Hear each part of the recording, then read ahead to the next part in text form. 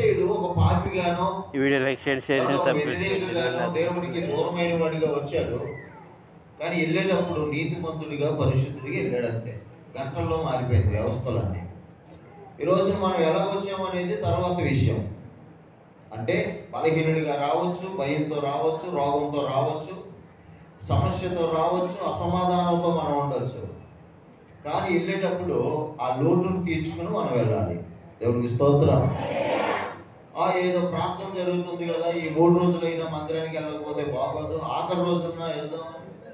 సరే, ఈ దినము దేవుడి దగ్గర ఉంటే మన అవసరం తీరితే, పెళ్లి జరిగిద్దో, లేదా పిల్లల భవిష్యత్తులో, పొలాలు, వ్యాపారమో, వ్యవసాయమో, అప్పులో, ఒకటి కాదు కదా, ఏదో దాన్ని పట్టుకుని వచ్చుంటారు. ప్రార్థన అవసరతలు కానీ రాసుకుంటే మాత్రం బోల్డెడ్ నుండి చదువుతాం. అయితే బైబిల్లో ఒక వ్యక్తి ఉంటాడు, అతడు గాడిదలు తప్పిపోయినాయి. అతని పేరు సౌలు. కాబట్టి గాడిదలు తప్పిపోయినాయి కాబట్టి ఏం చేయాలి అని అడిగినప్పుడు దాసుడు చెప్పాడు, మన ఇంటికి వెళ్ళే కన్నా ఇక్కడ ఒక దైవజనుడు ఉన్నాడు, ఆయన దగ్గరికి వెళ్దాం, ఆయన మనకి ఏదైనా మార్గం చూపిస్తాడు అన్నాడు. అప్పుడు సరే, ఆయన అక్కడికి వెళ్ళినప్పుడు దీర్ఘదర్శి అయినటువంటి వాడు, ప్రవక్త అయినటువంటి సమూయేలును దర్శించారు. ఆయన అన్నాడు, ఆగండి, రేపు పొద్దున మీకు సమాధానం చెప్తాను అన్నాడు. ఆ రాత్రి ప్రార్థన చేసి ఉదయాన్నే అతని దగ్గరికి వచ్చాడు. ఏంటి నీ సమస్య? నా గాడిదలు తప్పిపోయినాయి అండి, ఎక్కడ దొరుకుతాయని వచ్చాను, ఇట్లా దగ్గరికి రమ్మని చెప్పి తల మీద తైలం పోసి కాబట్టి ముద్దు పెట్టుకుని, 1 సమూయేలు గ్రంథం 10వ అధ్యాయం స్టోరీ ఉంటుంది, అది మన విషయం కాదు, చెప్తున్నాను. ముద్దు పెట్టుకుని, ఇశ్రాయేలీయుల అభిష్టానం నీ మీద ఉన్నది, దేవుడు నిన్ను రాజుగా చేస్తున్నాడు అన్నాడు. దేవుడు స్తోత్రం చెప్పాడు. దేనికోసం వచ్చాడు? ఎలాగెళ్తున్నాడు? ఏ అభిషేకం? రాజుగా. ఎలాగండి? ఎన్ని గాడిదలు ఉంటాయి? గాడిదలు వేసే వాళ్ళు ఎంతమంది ఉంటారు? ఎన్ని రథాలు అయిపోతాయి, ఎన్ని గుర్రాలు అయిపోతాయి? అసలు గాడిదలని సమస్య అంటారా? అంటే చిన్న విషయంతో దేవుడి దగ్గరికి వస్తే పెద్ద కార్యాన్ని చేస్తాడు. ఆశించిన దానికన్నా, అడిగిన దానికన్నా, ఊహించిన దానికన్నా అత్యధికముగా చేయగలిగిన సమర్థుడు. ఏదో నా కడుపు నొప్పో, నా కాలు నొప్పో, నా ఇంటి సమస్య వచ్చినటువంటి వారికి ఏదో దేవుడితో గడిపితే వెళ్దామనగా, మీరు ఊహించనటువంటి ఒక గొప్ప కార్యాన్ని దేవుడు మీ ఎడల తలపోసుకుని ఉన్నాడు. దాన్ని తీసుకుని వెళ్ళాలి మనం. ఆమేన్. దాన్ని పట్టుకుని వెళ్ళడానికి మనం ఈ మాటలు మనం చదివాం. యేసు ప్రభువారు తిరిగి లేచాడు. తిరిగి లేచిన తర్వాత శిష్యులందరూ కూడా ఆయన లేని లోటును గ్రహించారా, లేకపోతే వారికి ఏం బాధ కలిగిందో వారందరూ కూడా సముద్రంలో వలలు వేసుకుంటూ వెళ్ళిపోయారు. బహుశా యెరూషలేములో పునరుత్థానాన్ని చూసిన వాళ్ళు ఎక్కడికి వచ్చేసారు? గలిలయ ప్రాంతానికి వచ్చేసి ఆ ప్రాంతాలలో ఇక్కడ సముద్రంలో వల వేస్తుండగా యేసు ప్రభువారు కనికర సంపన్నుడు, విడువని దేవుడు. మనం ఒకవేళ విడిచిపెట్టినా ఏదో రూపంలో మనల్ని ఆయన వెంబడించి హెచ్చరిస్తుంటాడు. వీరు దేవునికి నీ ప్రార్థనకి దూరం అయిపోతున్న సమయాలలో దేవుడు తన హెచ్చరికలను పంపుతూ ఉంటాడు. దైవ దర్శనాలు కనబడుతూ ఉంటాయి, దైవ స్పర్శలు మనకు కనబడుతున్న దాన్ని గ్రహించాలి. ఇక్కడ పేతురు గారిని దేవుడు దర్శించినప్పుడు ఆ సముద్రం మీద 40 new notifications. India to hoist Tricolour higher than Pakistan flag at Wagha Atare border. అప్పుడు పేతురు గారిని ప్రభు అడిగిన ఒక ప్రశ్న ఏంటంటే, పేతురు, వీరందరికంటే నీవు నన్ను ఎక్కువగా ప్రేమించుచున్నావా అని అడిగాడు. స్తోత్రం. ఏం ప్రశ్న అండి? వీరందరికంటే నీవు నన్ను ఎక్కువగా ప్రేమిస్తున్నావా అన్నాడు. అప్పుడు ఆయన అన్నాడు, అవును ప్రభువా, నేను నిన్ను. ఇక్కడ కూర్చుని దేవుడి దగ్గరికి వచ్చిన మిమ్మల్ని ఒక ప్రశ్న అడిగితే సమాధానం చెప్పగలరా? ఎంతమంది దేవుణ్ణి ప్రేమించే వాళ్ళు ఇక్కడ ఉన్నారు? ఉంటే కనుక చేతులు ఎత్తి స్తోత్రం చెప్పండి. ఎవరు మీరందరూ? ఇంక తిరిగిలేదు అందులో. ఇంకోసారి ఆలోచన చేయండి. ఒకసారి మనం నిర్ణయం తీసుకునే ముందు పక్కాగా ఉండాలి కదా. మీరు దేవుడు ప్రేమించే వాళ్ళేనా? ఎన్ని తిరిగే లేదు. ఇక స్తోత్రం చెప్పుదా. రెండో ప్రశ్న, పేతురుని అడిగిన ప్రశ్న. ఇప్పుడు ప్రేమించిన వాళ్ళు దేవుడు ఏమడిగాడు అంటే, వీరందరికంటే అంటే నేను ఇప్పుడు ఏమడుగుతానంటే ఎవరో ఒకరు లేచి మా సంఘంలో ఉన్న అందరికంటే నేను ఒక్కడినే బాగా దేవుణ్ణి ప్రేమిస్తానన్న వాళ్ళు లేచి నిలబడతాను. చేతులెత్తండి. ఇప్పుడు ఈ సంఘములో నేను ప్రేమించినట్లుగా ఇక్కడ ఎవడో ప్రేమించడండి, వీళ్ళందరికంటే ఎక్కువగా నేనే ప్రేమిస్తున్నాను అన్న వాళ్ళు ఎవరో చెప్పాలి. ఇప్పుడు ఎత్తండి. తిడతారా జనాలు? ఈ ప్రశ్నకి ఎంత ఎంత ధైర్యం ఉండాలి చెప్పాలి. యేసు ప్రభు అడిగిన ప్రశ్న నువ్వు నన్ను ప్రేమిస్తున్నావు అని కాదు, ఏమడిగాడు? వీరందరికంటే అన్నాడు. మరి మీలో ఏముంది ఇక్కడ? నేనని లేచారంటే ఇక అయిపోయినట్టు. ఇంటికి వెళ్ళే లోపల కొన్ని ఆదివారం వచ్చావా, నువ్వు నిన్న వచ్చావా? ప్రేమిస్తుందంట, దేవుడు అంటే ఇష్టం అంట, కొడితే మళ్ళీ రాత్రి ప్రార్థన కూడా కాకుల్లా పడిపోతారా? ఈ ప్రశ్నకు ధైర్యంగా సమాధానం చెప్పగలిగటం మన చేతకాదు. అయితే పేతురు గారు అన్నాడు, అవును ప్రభువా, వీరందరికంటే నేను నిన్ను ఎక్కువగా ప్రేమిస్తున్నా, వీరందరికంటే ఎక్కువగా నిన్ను వెంబడించా, వీరందరికంటే ఎక్కువగా నిన్ను ఇష్టపడ్డా, వీరందరికంటే ఎక్కువగా నీతో ఉన్నాను అన్న. బహుశా పేతురు గారి ఉద్దేశం ఏమై ఉందో అంటే, గెత్సేమనే తోటలో ఎవడో వచ్చి నీ మీద చేయేస్తే తల నరికేశా కాబట్టి తప్పి చెవు నరిపడింది కానీ లేకపోతే తల తీసేద్దున్నావు అంటే యేసయ్య మీద చెయ్యేస్తే నరికేస్తా, అది ప్రేమ అనుకుంటున్నట్టు ఉన్నాడు. యేసయ్య నిన్ను ఎవడైనా జోలు తీస్తే నేను ఊరుకోను. చూసావు కదా గెత్సేమనే తోటలో ప్రధాన యాజకుడిని నేను నరకబోయేగా ప్రభు, అటు వడ్డు రాకపోతే అటు తలకే తీసేద్దును అన్న అభిప్రాయాలు ఉన్నాయా? అందుకొరకే ప్రేమ అంటే ఏంటి? మీరంటారు నన్ను అంటే అను, ఎవరినైనా అనుకో, మా దేవుడిని అంటే కుదరదు అనేవాళ్ళు ఉండొచ్చు. ప్రేమ అంటే ఏంటి? ఇంటి నిండా దేవుని పటాలు పెట్టుకోవటమా, లేకపోతే దేవుని వాక్యాన్ని పట్టుకుని బైబిల్ పట్టుకుని తిరుగుతాం, దేవుని పేరే ఉంటుంది. మా ఇంట్లోకి వస్తే మేమందరం దేవుడు సంబంధం, ఆయన అంటే మాకు ఇష్టం. ఇది మన అభిప్రాయం అయి ఉండొచ్చేమో. దేవుని ప్రేమించడం అంటే ఏంటనేది ఇప్పుడు ఆయన చెప్పాడు.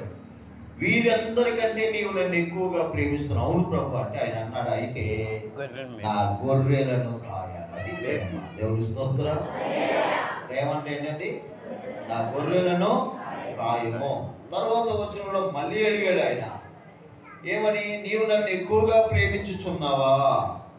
అవును ప్రభువా, నేను నిన్ను ప్రేమిస్తున్నానని వెలుగుదు, నేను నిన్ను ప్రేమించుచున్నానని నీకు తెలుసు కదా. యేసు నా గొర్రెలను మేపుము. ఇంకంతే. నా గొర్రెలను కాయ అన్నాడు, మళ్ళీ నా గొర్రెలను మేపు అన్నాడు. ఇప్పుడు మనము ఇది ప్రేమ. ఇప్పుడు మీ వాక్యాలు మీరు విన్నప్పుడు అసలు దేవుని ప్రేమించడం అంటే ఏంటి అర్థమైంది. దేవుని ప్రేమించడం అంటే ఏంటి? ఆయన అంటే ఇష్టం నాకు, ఆయనకి ఏమీ నేను ఇవ్వకుండా మానను, ఏది తిన్నా ముందు దేవునికి పంపుతాం, ఏది చేసినా దేవునిగా. ఈ విషయాలు కాక ఇంకా కొన్ని విషయాలు ఉన్నాయి. ఆ విషయాలలో దేవుడు గ్రహించి దానిని దేవుని ప్రేమగా వర్ణించారు. కాబట్టి దీనికి కొన్ని పేర్లు పెట్టుకుందాం మనం. నా గొర్రెలను కాయో, నా గొర్రెలను మేపు అంటున్నాడు కదా. మన పిల్లలను మనం పెంచుకుంటున్నాం. పిల్లల్ని ఏం చేస్తున్నాం? పెంచుకుంటున్నాం, కాస్తున్నాం. చిన్నపిల్లలు ఉన్నారనుకోండి, ఎటుపోయినా చూసుకుంటూ ఉన్నారు. ఇంకా వారికి సమయానికి ఆహారం పెడుతున్నాం, వారిని కాస్తున్నాం, వారిని పెంచుతున్నాం, వారికి కావలసిన సమస్తాన్ని చేస్తున్నాం. ఎందుకోసము అంటే అది మన బాధ్యత. దేవునికి స్తోత్రం. దీనికి ఒక పేరు పెట్టండి. నేను దేవుణ్ణి ప్రేమిస్తున్నానని చెప్పే ప్రతి వాడికి ఉండవలసింది ఏంటంటే దేవుని ఎడల బాధ్యత. ఏంటంటే అది దేవుని ఎడల బాధ్యత.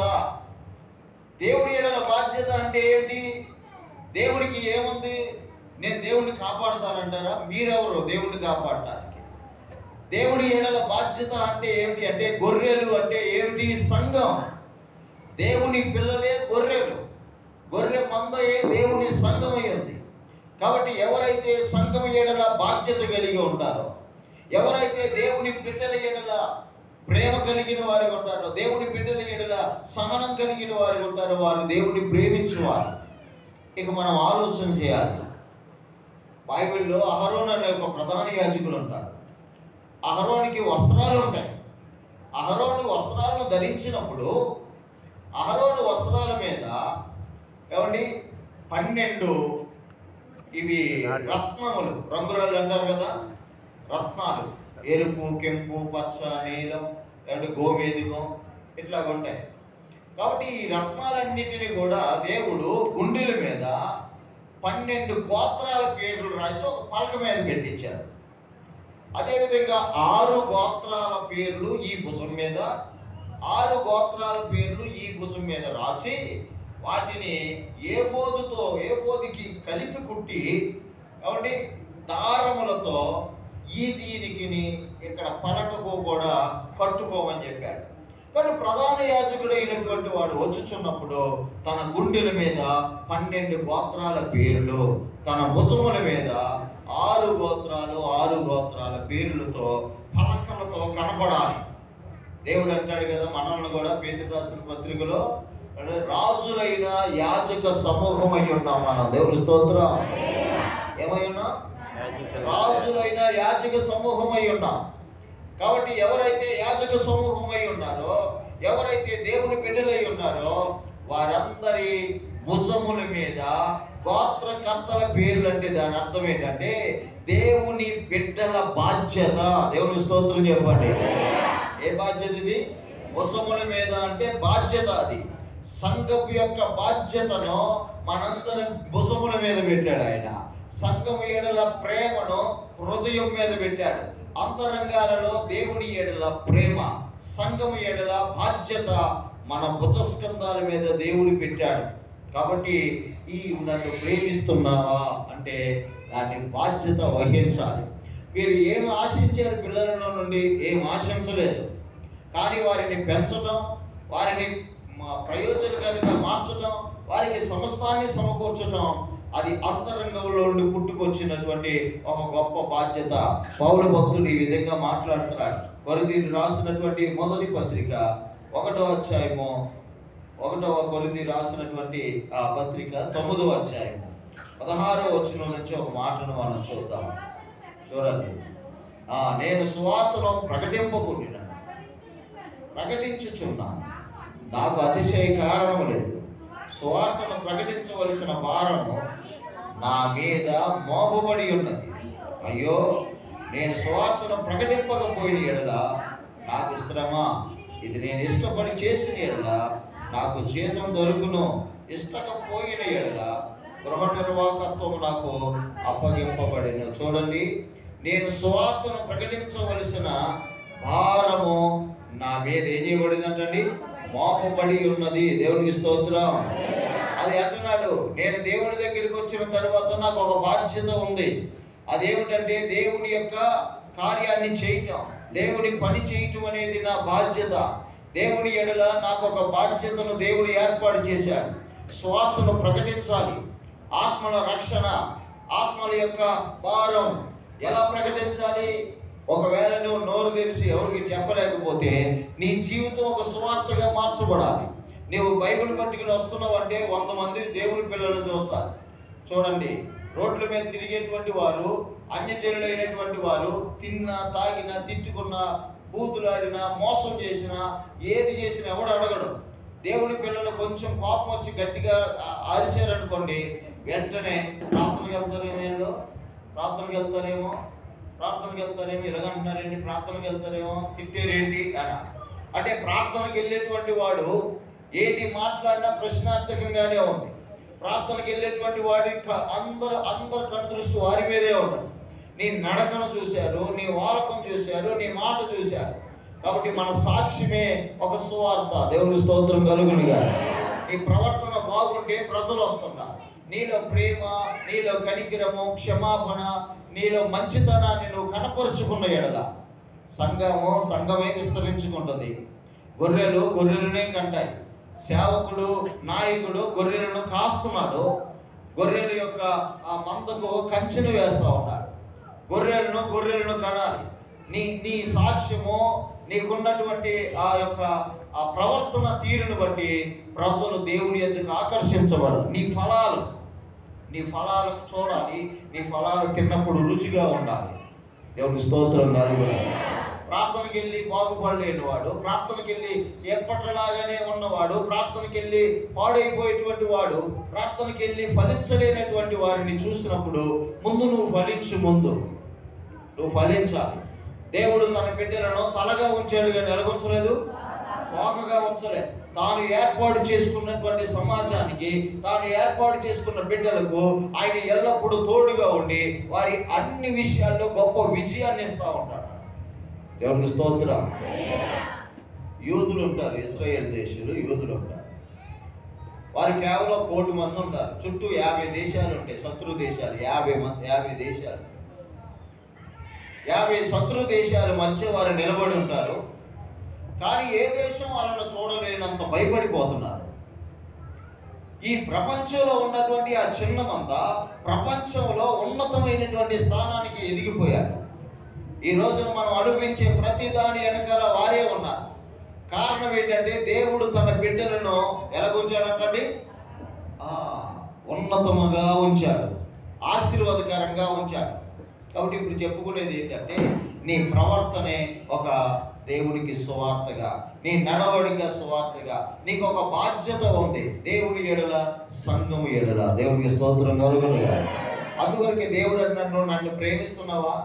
ఒకవేళ ప్రార్థనకు రాని ఉన్నారా, ప్రార్థనలో దూరం అయిపోయిన ఉన్నారా, లేకపోతే ప్రార్థనకి వ్యతిరేకం అయిపోయిన ఉన్నారా అంటే అది నీ బాధ్యత. దేవుణ్ణి ప్రేమించే ప్రతి వారి యొక్క బాధ్యత అదే చెప్పాడు. కాబట్టి దేవుని ప్రేమ అంటే కాయాలి, రెండోది ఏం చేయాలంటండి, మేపాలి. బలహీనులను బలపరచండి. ఏమండి, తొట్టిల్లు వారిని దేశంలోనికి రాసినటువంటి పత్రిక, 1వ దేశంలోనికి రాసినటువంటి పత్రిక 5వ అధ్యాయము 14వ వచనం నుండి మనం చూస్తే, సహోదరులారా మీకు బోధించినది ఏమనగా, చూడండి, అక్రమంగా నడిచిన వారికి బుద్ధి చెప్పండి, ధైర్యం చెడిన వారికి ధైర్యాన్ని ఇవ్వండి, బలహీనులకు ఓతమివ్వండి, అందరి ఎడల దీర్ఘశాంతం గలవారై ఉండండి, ఎవడు కీడునకు ప్రతి కీడు చేయకండి.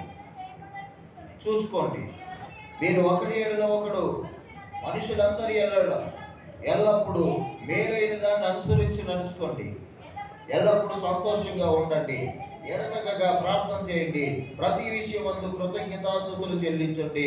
ఇలా చేయటే యేసుక్రీస్తునందు దేవుని చిత్తం. మీకు బోధించినది, మీకు ఎవరైతే దేవుడి దగ్గరికి వచ్చారో, ఎవరైతే దేవుడు మాట్లాడినారో వారు అక్రమంగా నడిచే వారికి బుద్ధి చెప్పండి. మనకెందుకు ఎట్టిపోయేలాగా అనకండి. నీకు తెలుసు కదా, ఊళ్ళో ఉండేది మీరు కదా, ఇంటి పక్కన ఉండేది మీరు కదా. కాబట్టి ప్రవర్తన సరిగా లేని వాడికి ఏం చెప్పండి, కాయండి అంటే అదే కాయడం. దేవుడి దగ్గరికి వచ్చేటప్పుడు నువ్వు ఇలా ప్రవర్తన ఉండకూడదయ్యా. దేవుడి దగ్గరికి వెళ్ళేటప్పుడు నువ్వు ఇలాంటి అలవాట్లు ఉండకూడదు. ఈ రకమైన పనులు నీకు మంచి కావని క్రమపరచండి. క్రమం లేకుండా నడిచేవారికి. ఎందుకొరకంటే ఈ దేశానికి క్రమం ఉండదు, మన దేశానికి క్రమం ఉండదు. వాళ్ళు నన్ను ఏమన్నానే దేశభక్తి లేదని. అలాగే సంఘానికి కూడా క్రమాలు లేనివాడుగా మారిపోతున్నారు. రావటానికి ఒక క్రమం ఉండదు, ఏమండి, కూర్చోవడానికి క్రమం ఉండదు, ఆరాధించడానికి క్రమం ఉండదు, అంటే నా పద్ధతులకి క్రమం ఉండదు. మనుషులందరూ ఎలాగ అక్రమం అయిపోయారో ఇప్పుడు వాతావరణం కూడా అట్లా తయారైంది. అది కూడా క్రమం తప్పిపోయింది. వచ్చేటప్పుడు పెద్ద వర్షం అంటే భయంకరమైన వర్షం. ఒకవైపు భయంకరమైన వర్షం, అర్థం కూడా కనపడలేదు. రెండో వైపు మనకు రోడ్లు అంటే తెలుసు కదా మీకు, ఇంకెలాగుంటాయి మన రోడ్లు అంటే ఇంకెలాగుంటాయి అంట. నేను మర్చిపోయాను ఈ రోడ్లు ఎలాగుంటాయి, అటు రోడ్లు వేసి. కాబట్టి ఒక గంటన్నరంటే మనకి ఇన్ని కిలోమీటర్లు వెళ్తాం అనుకున్నాం, కానీ దానికి రెట్టింపు మనం టైం తీసుకోవాలని మనకు అర్థం అవుతుంది. దేవుని స్తోత్రం. అక్రమంగా నడిచిన వారికి ఏం చెప్పండి, బుద్ధి చెప్పండి, క్రమంగా నడిపించండి. ధైర్యం చెడిన వారికి ధైర్యపరచండి. దేవుని పిల్లలైన వారు విశ్వాసాన్ని పెంచాలి. వెళ్ళి మాట్లాడితే ఏం కలగాలి, ప్రతి ఒక్కరు సబ్స్క్రైబ్ చేయడం వల్ల మాకు మీకు వీడియో వస్తుందండి. దయచేసి షేర్ చేయండి చేసిన వారికి. చాలా మంది ఉంటారు జబ్బు చేసి సాగు బతికి మధ్య ఆడేడుతుంటే